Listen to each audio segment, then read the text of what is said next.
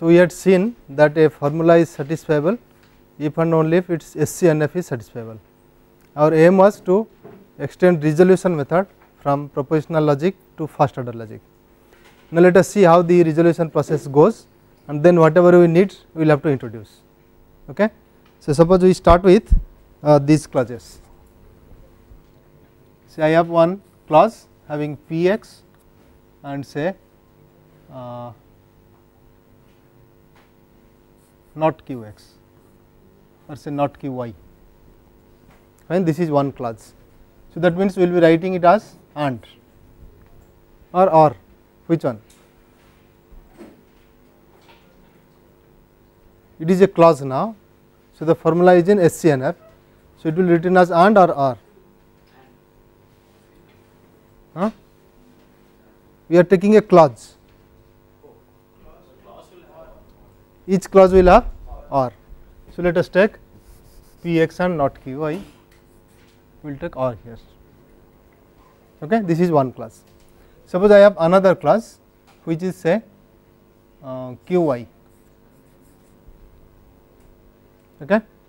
And another clause which is simply Px. Right. So, this might have come from one entailment, one consequence, like for each x, each y, Qy implies Px. Okay. Similarly, you can say this is for each y Qy, and then on the right side you have entails, you want Px. So, it will be in the form there is x not Px, some such thing. Okay. Then when you use reductio ad absurdum, bring it to the other side, that becomes for all, and then you have Px, right. Okay. Now, it is easy to apply resolution on this. You can just take this clause plus this clause, and you have negation of this, negation of this. So, you take just Px, right. Then that is all it will say, nowhere it will move after this, fine. Suppose you have not Px here, then of course you can use this and reduce it to bottom. That will be a resolution refutation of the clause set. Okay. So, when you take set, that means this is a clause and this another clause and the other clause, just like your PL formalism. SCNF is that. Okay. Is that clear? It looks we can extend, that is what it says, but let us hurry through. See another argument. For example, you have say all men are mortal. So, that you would write as say mx implies some dx for each x, right. So, which will give rise to the clause not mx or dx. Okay. Then you have another, say Socrates is a man. So, you would write m s, s is a constant now, fine, from which you want to conclude that Socrates is mortal. So, that will be ds. Okay. So, now in this side you have the clause set as not mx or dx, then another clause is ms, okay, and using reductio ad absurdum not ds will go to the premises set, right. So, you have not ds. Now, there should be a refutation of this, that is what we feel. Okay. So, first thing is how to conclude from not mx and ms. They should resolve, fine, they should resolve and we should get something like ds here. Okay. So, this step we are not convinced, but something has to be done. Then from these two steps you would get a refutation. Okay. But what does this step means? It really corresponds to the argument here. For each x, mx implies dx, ms therefore ds. That is what being inferred here. That should be correct, but we do not know how to tackle that in the resolution process, if you just follow the PL formalism, fine. So, somehow from each x we have to go for any particular s. All that we see is x has become substituted by S. So, substitutions we have to take care now, right. Moreover, we want this to be done by a machine, not always looking at it and finding the appropriate substitution. So, machine should be able to find out what should be the suitable substitution there, right. So, now our responsibility is to formalize this part, how mechanically it can be done. Okay. So, for that purpose let us start studying the substitution a bit, they might be helpful. Okay. One more thing is, you may not always be able to solve using one variable and a term substitution. There can be many variables and many substitutions of terms by those variables or replacing those variables simultaneously, right. So, it will be something like a set of expressions of the form x by t, right, but we can confuse with the sets, already sets are there in clauses, we will use some other notation. Instead of curly brackets let us write square brackets. So, we say that a substitution is an expression, it is really a set written in a different way of the form say x1 by t1, x2 by t2, xn by t, right. Simultaneously all these x1 to xn will be substituted by their corresponding terms t1 to tn, that is what we mean, fine. Now, where these xi's should be variables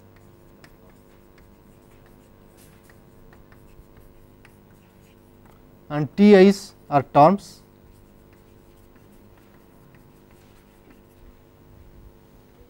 okay, and something else we want, since we want it to be simultaneously substituted. Suppose you have x by a here and also x by b there, then which one to substitute we do not know, right. So, we also assume that all these xi's are distinct, okay. So, xi's are distinct, this much at least we need. Is that clear? That is how we will be tackling the substitutions now. So, suppose you have gone one step in the resolution process using the substitutions. Now, you see another substitution is required. So, you should be able to compose the substitutions with the earlier substitutions, right. So, first we have to study what is composition of substitutions. Slowly we will be dragged to so many things, because we require resolution to work. But let us see how this substitution works. Suppose I have a term t which is equal to f of x1 comma g of x2 x1, okay. I take a formula x which is say p x3 x4 x1 and then this t, fine. Suppose I take the substitution sigma equal to say x1 by a, x2 by f of x1, right. F is of two variables x1 and say x2 again, okay. Suppose we start with this. Now, let us apply this sigma on t. So, we will write that as t sigma. So, sometimes if it is readability is at some problem, we will write another bracket here for t or brackets for sigma and others, right. Sometimes we will use them. Now, let us see what is t sigma, what will it be. At a time we have to substitute all these things, that is what it means, simultaneously, not one after another, fine.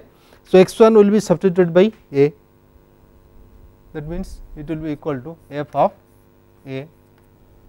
Next is g of x2 will be substituted by f of x1 x2. So, that is f of x1 x2, that is x2 is gone. Next x1 is substituted by a, that is it. You are not supposed to write again substitute x1 and x2, that will be again t sigma of another sigma will be coming up at the right, fine. That is how we will be proceeding. So, we have x sigma. Now, x is p, x3, x4, x1. So, they are not substituted at all, they are kept as they are x4, but this x1 becomes now a and then t.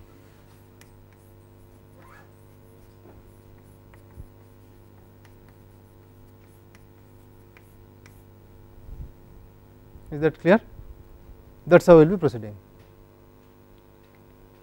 Now, for the compositions, we need compositions, fine. So, let us define how composition is taking care of the replacements. So, we again give a definition, let say sigma equal to a substitution of the form x1 over s1, say there are m variables to be replaced by m terms, and say theta equal to similarly for y1 by t1,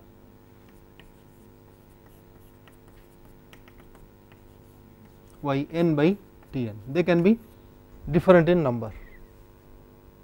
Okay. So, we define sigma composition with theta as another substitution. This would be a substitution that we have to check also, right. So, obtained in the following way.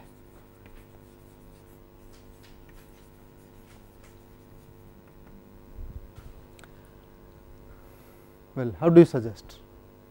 Suppose I have this theta, so I am taking it from the right side, that means here there will be t or some x on which it will be applied, right. So, that means first sigma is applied, then on that theta is applied, right. So, now suppose in sigma x has changed to a, x has changed to y, let us say. Now, in theta y has changed to a, then ultimately x should change to a, right. So, that means there will be a component in sigma which is of the form x by y, and there is a component of the form y by a in theta, right. Is that okay? So, in place of x we are going to replace y theta, right, y, and y has become changed to a again. So, theta is really applied to y, the denominator, fine. So, you must consider this set first, consider x1 by s1 theta, x2 by s2 theta, xm by sm theta. Possibly there is some change, so we first use this theta on all the denominators. Now, what happens is there can be some other y's which are not covered in x1 to xm, this should also be added, right, because on a formula, suppose this is a formula like your x3, here I apply theta where x3 is there, I do not have x1 x2 for simplicity, but x3 is there, say x3 by a. Now, that x3 by a should also be added here, otherwise it will not give me the composition. Is that okay? So, you have to add all those things. Now, add y I by t I to this set, provided y I is not equal to any of this x, right. So, that means it does not belong to x1 to xm, right. If that y is already covered here, okay, then this one would have taken care. So, I do not have to add those things, I will add only those which are already not covered x1 to xm, fine. But this need not be a substitution. After this addition of all these yi's, you have updated it. So, it is in the form x1 to xm sm by theta and then some other y's which are not x's, fine.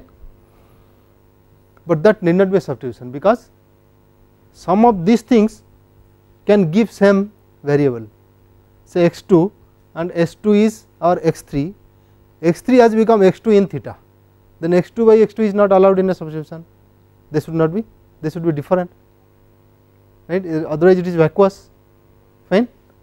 So, that vacuousness we can really deal with while defining the substitution itself. We may say no xi is equal to a ti, that ti, fine.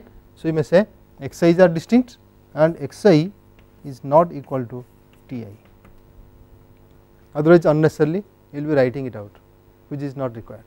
So, now we will delete all those things, delete from the updated list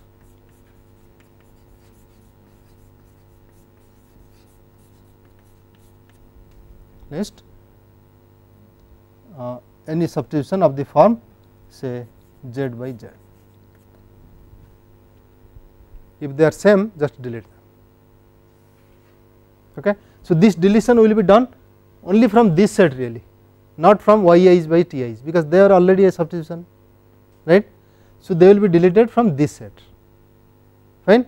Then we can update this z by z, instead of writing z by z we can write delete xi by si theta provided xi equal to si theta, right.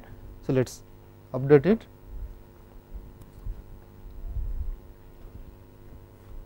Delete from the updated list xi by si theta if xi is equal to si theta, fine. That should give us the composition of sigma and theta. Is that clear? Let us see an example how it proceeds.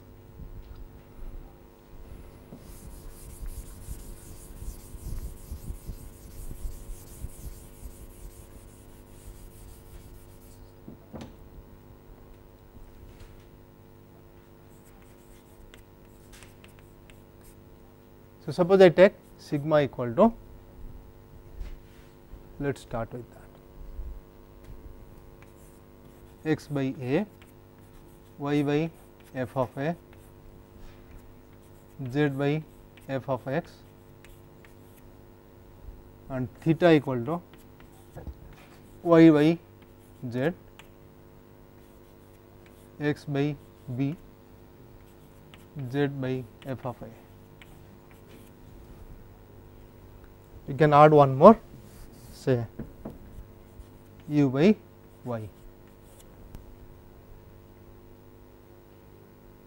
Okay. So, let us see what is sigma composed with theta. So, now for computing this, first we have to take sigma where denominators will be replaced by or is operated by theta, right. So, first we consider the list x by a theta, y by f of a theta, z by f of x theta, right. So, this is equal to a is a constant, does not matter. So, x by a remains, f of a is also a closed term, so that remains. Now, x is a variable, so x is taken to b, so this becomes z by f of b, fine. So, next what we do, add anything extra here which is not x y z, right. So, x is there, y is already there, z is there, only u is not there. So, that one only will be added. So, update it to x by a, y by f of a, z by f of b and u by y. Okay. Now, you have to delete all those things which are repetitions, x, a, y, f, a, z, f, b, there is no repetition here, right. Had it been z by z, then you would have to remove it, otherwise leave it as it is. So, this is your sigma composed with theta. What about theta composed with sigma? Let us try to see what it is. So, then I have to consider first theta, denominators will be replaced by or operated over sigma. So, that gives theta as y by z sigma, x by b sigma, z by f of a sigma, u by y sigma. Okay.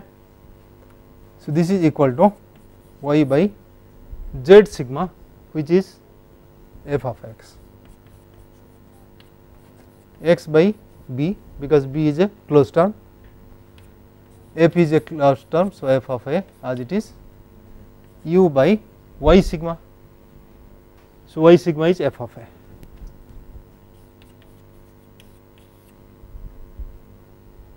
Right. Now, there is nothing to be added in sigma. We have x, y, z, already we have x, y, z here. So, nothing to be added. Now, anything to be deleted? No, because no numerator is same as the denominator here. If they are same, then we have to delete it. Fine. So, that is your theta operated with sigma, composed with sigma. Are they same? No, right, they are different, because x to a, x to b, we found the difference. We can go further, but that is fine. So, we see that sigma composed with theta is not equal to theta composed with sigma. It is just like your permutations, two permutations between, they need not commute. That is what exactly being done here also. Okay. So, what you can see is that if theta, sigma are substitutions, t x, okay, let us write one only. So, t is a term,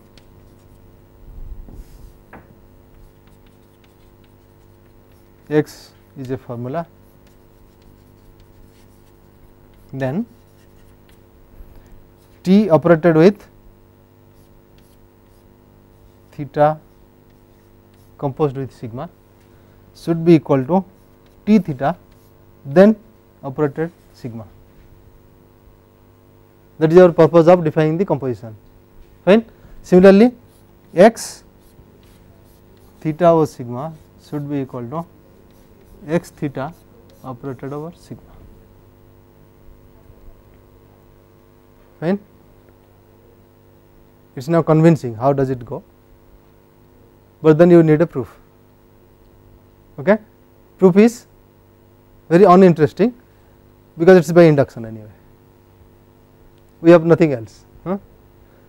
So, but induction on formulas will be easier, because you can just have induction on the number of free variables in x, right, and you can also limit all your formulas to quantifier free formulas, no problem, because that is where we will be using, but nonetheless it is true for any formula. So, you can have induction on the number of free variables over x, but then for t it is a bit difficult. Again you can have number of free variables, but that will not give any structure of t, right. So, there you may need how t is looking like, what is the pattern of t, inside how many brackets are there and so on, that is you may say on the level of the term t. Okay. So, we leave the proof here,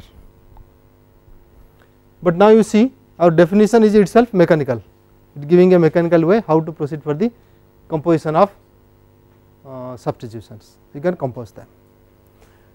Our aim is to use the composition or the substitutions to do resolution process, where you may have mx and then another not dx, then you have not ma, mx and not ma should resolve, right.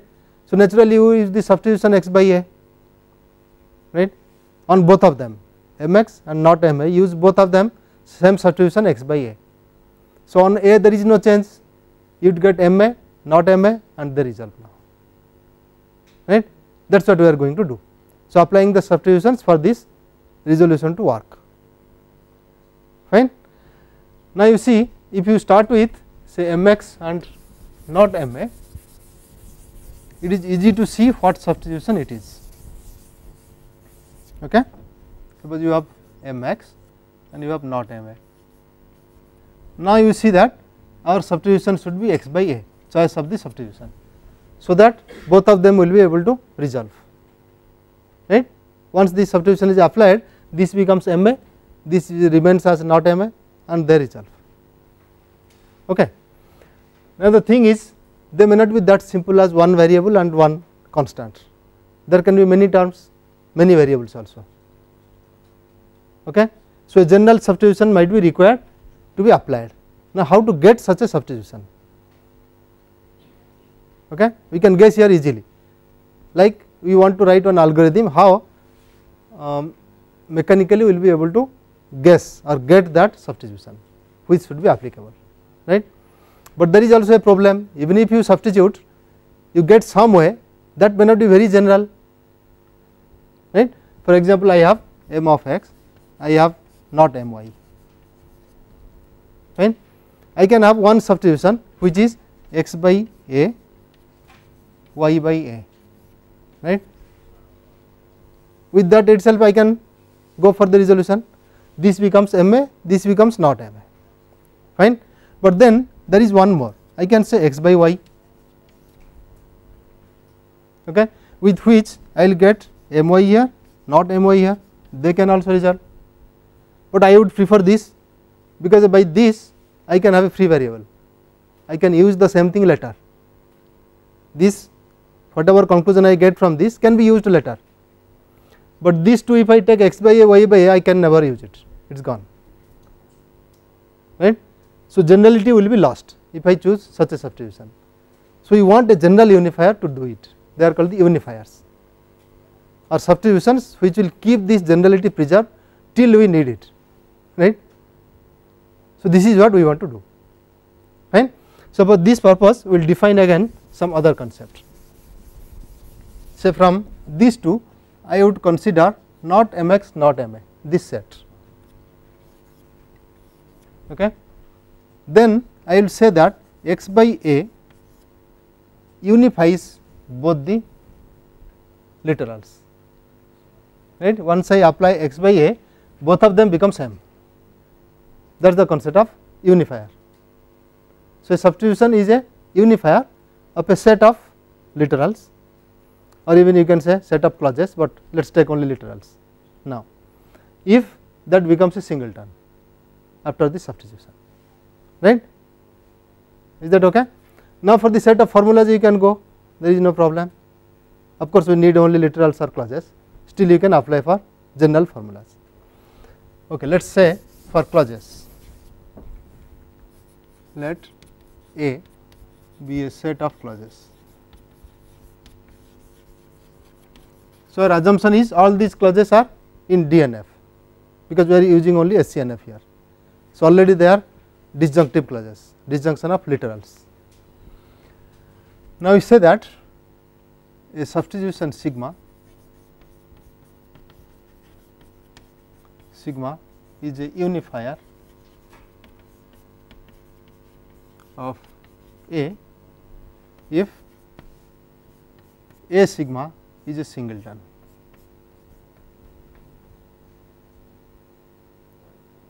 Okay, which means if you have A equal to say x1 up to xn, I should have x1 sigma equal to x2 sigma equal to xn sigma. If this happens, then that substitution is called a unifier of the set A, right. Sometimes we will say unifier of the clauses x1 to xn, fine. Let us see one unifier. Suppose you take x equal to, we will start with that formula, p x y f of g of z, and then the next is p u f of u f of v. So this is my set of clauses. Okay. I take sigma equal to, as suggested, x by a, y by f of a, then u by a, z by a, and v by g of a. is it a unifier or not, we want to verify. Okay. So, now we see P x y f of g of z, sigma is applied over that, right. So, this is equal to P. Now, in sigma x is a, y is f of a, f is remaining as it is, g is remaining as it is, z is a. Okay. That is what it is. And then P u f of u f of v sigma. So, this is P u is a, then f a, f v is g of a, they are same. Okay.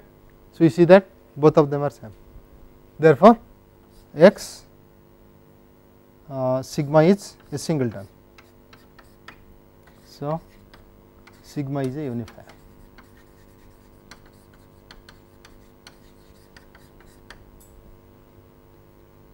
What about x delta?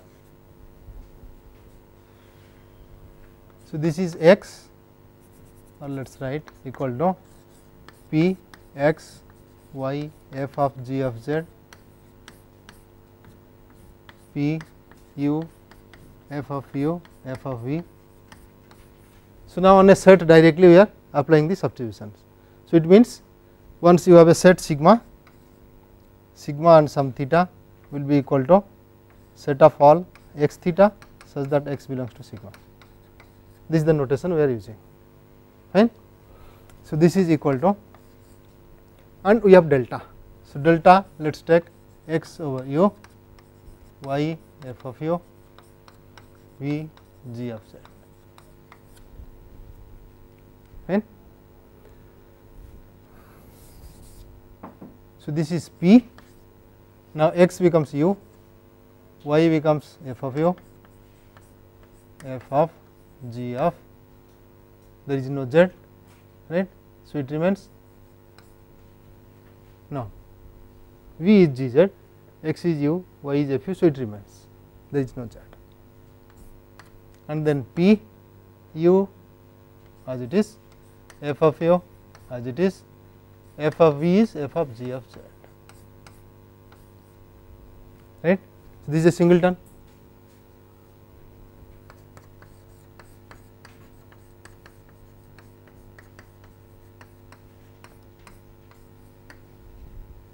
Right. So, delta is also unifier.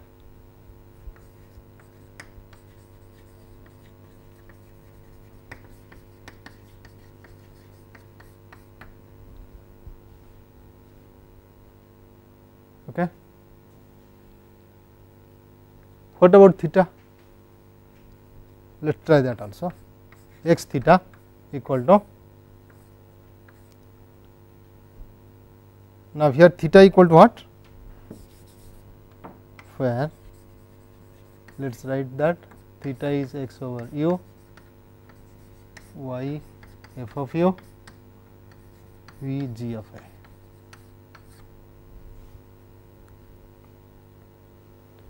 So, the difference between delta and theta is x by u is same, y by f u is same, v by g of a instead of g of z, right.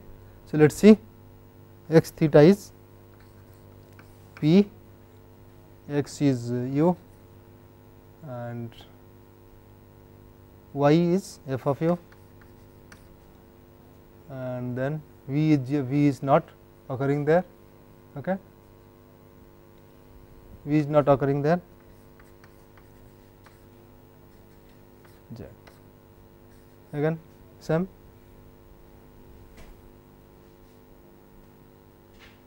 okay. Is it same? Huh?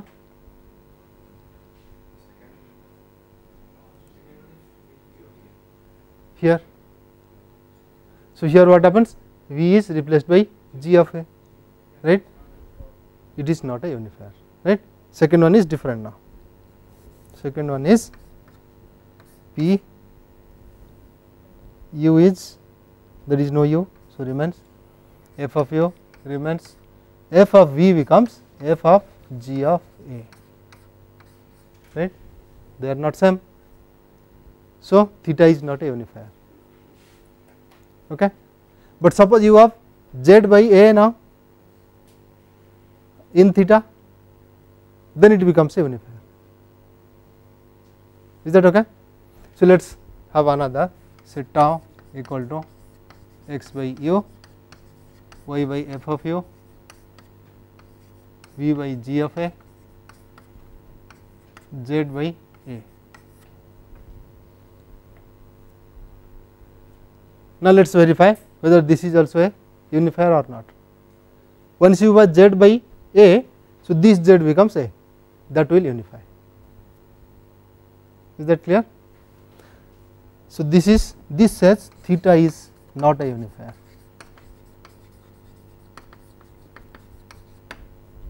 Okay, but tau is a unifier of x.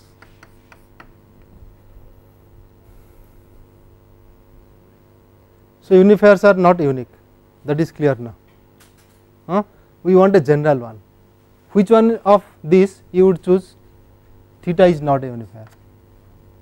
Which one of sigma, delta, tau you would choose for a general one? Delta you would like. Yeah? Why? It keeps the variables. But we can give another mechanical way. We can say that all the other two, these are the two unifiers, can be seen as delta composed with another substitution, right, that is possible. Is it so or not? For example, let us say sigma. Is it sigma equal to delta composed with another substitution? Is it so? Let us see, sigma takes x to A, so u should be going to A, right, u has not gone anywhere, it is there, u is going to A, I can say u goes to A here also, it will be deleted anyway in the composition, fine. So, then what else? Z to A,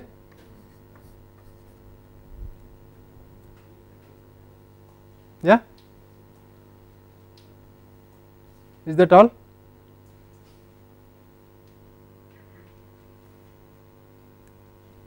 That should. Let us find out whether it is that or not. So, now with delta, first I have to take delta and update it. So, from delta I would get x by u and this, call it something, call it alpha. So, now x by u alpha, y by f of u alpha, v by g of z alpha. I must consider this set first. Okay. Then what else I should do? I should add to it all those in alpha which are not x, y or v. None of them is x, y or v. So, both of them will be added. So, we will add to it u by A, z by A. Okay. Now, this is equal to x by u alpha, alpha is here. So, u alpha is A, y by f of u alpha, so that becomes f of A, v by g of z alpha, z also becomes A, so g of A, and u by A, z by A. Is it same as sigma? Yes, it is same as sigma, x by A, y by f of A, u by A, z by A, v by g of A, right. This is equal to sigma. So, this is correct, fine. Then we would prefer delta as our chosen unifier. Okay. We will give a name to it. Let A be a set of clauses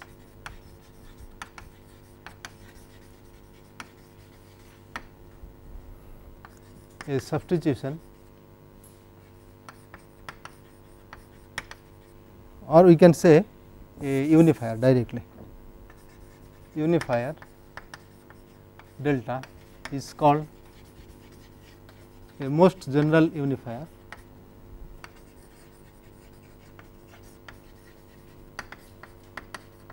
or let us say MGO, if for each unifier sigma there exists a substitution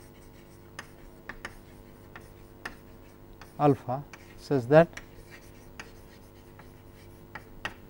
sigma equal to delta composed with alpha. Okay.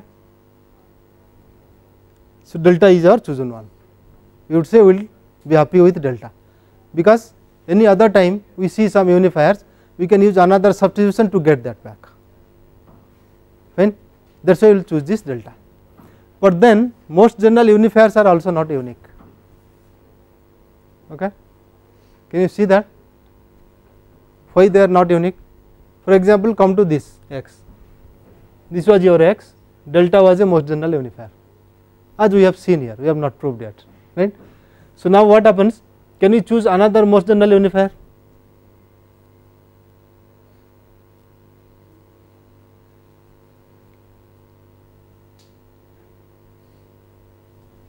You have x by u, y by f of u, right. So, instead of this, suppose I choose u by x, y by f of x.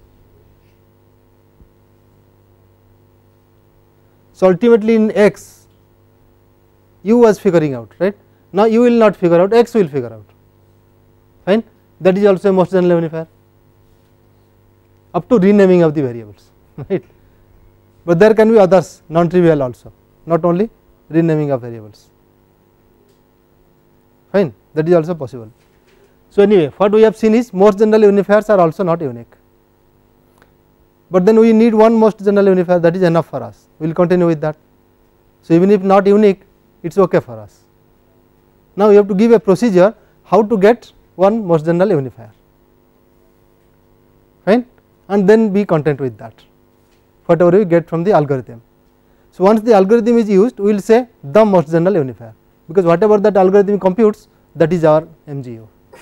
For others we forget, others can be renaming or some substitution can be applied on it to get them, right. So, let us see the procedure to get one most general unifier. I have a class P x y f of g of z. I have another class P u f of u f of v. Now, how do I compute a substitution which will make them same? That is what the most general unifier is. I do not want to take or replace variables by constants unnecessarily. If possible, I keep the variables as it is, right. So, what I do? I just check both of them, start scanning from the left, we are mechanizing it, right. So, we should not use any semantics or anything. Now, once I scan, I see that P and P are same, matching. I want to match them, that is all, to make them same. So, next I have x here, I have u there. So, one of them should be replaced by the other, right. Now, what our algorithm will do? It will have one as the first, another as the second, right. So, first one if it is a variable, second one is a term, that is what it will search for, then substitute x by u, variable will be substituted by the term. If the first one is a variable, then it does not want to verify whether the second one is a variable or not, but if first one is a term which is not a variable, it will try to see whether that is a variable, then that will be taken, right. So, it will give ultimately one unique, that is what. So, now I have to find or add to it my x by u, okay. This is added, but once this is added, there can be other places where x is there, it is not here fortunately, right.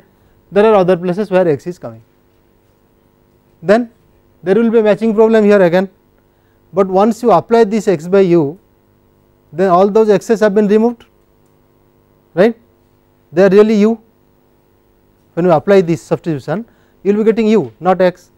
So, better we should not go hurry to find out the next mismatch, we should apply the substitution on the formulas then go for the mismatch, right. So, now I have say call it theta 1 which is this, I compute x and y let us say. So, I compute x theta 1 and I compute x y theta 1, right. So, this becomes p u y f of g of z and this becomes p u f of u f of v. That is the effect of theta 1. There is no x there, so it is reproduced as it is. Now again I match, so already I know up to this it is matching, I do not need to match to make it efficient, but you can just write crudely match again. Now again a mismatch is occurring y and here is a term f of u. So, I take theta 2 equal to theta 1 composed with y by f of u, right. So, ultimately what I have to do, this y over f of u will be applied on my earlier computed formulas. Okay. So, I get x theta 1 really x theta 2 this and again y theta 2. So, that means y by f of u will be applied on x theta 1, similarly on y theta 1. So, apply, you get p u, y becomes f of u, then f of g of z and y theta 2 is p u f of u f of v. Again go for matching. So, p matches, u matches, f of u matches, f f matching, brackets matching, right. So, g of z equal to v,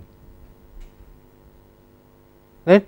So, that means I take theta 3 equal to theta 2 composed with v by g of z, that is my most general unifier. Okay. By that time my two literals have been unified to one literal which is p u f of u f of g of z, that is the singleton. Okay. So, this is basically the algorithm of computing most general unifier, right. You can write the algorithm now, but there is something you have to say in the beginning when they will not match, right. For example, we have started conveniently with p, suppose this starts with p, this starts with q, you cannot get a unifier because predicates cannot be made same, only variables and terms can be, right. So, these types of things you have to write in the beginning. First you check for the knot, if you have a whole set, for that you are computing the most general unifier. So, here the set comprising two literals x comma y, there can be clauses also, fine. So, now for the whole set you have to start, take any clause or any literals rather than clauses. Let us come to literals, you have to match the literals now. Now in that literals it is a set of literals, let us say. So, first thing is if one is having not symbol, the other is not having not symbol, then unifiers do not exist, right. One is starting with not, another is not having not. So, mismatch will be there, nothing can be done, right. So, it is not of this and it is p u as it is, then they cannot be matching. So, next thing you say, if they do not start with same predicate, then they do not match, they will never have any unifier. Now comes to predicates, that is all of them should be starting with the same predicate or starting with negation, all of them and then predicate, fine. Then only you come for the next step for matching.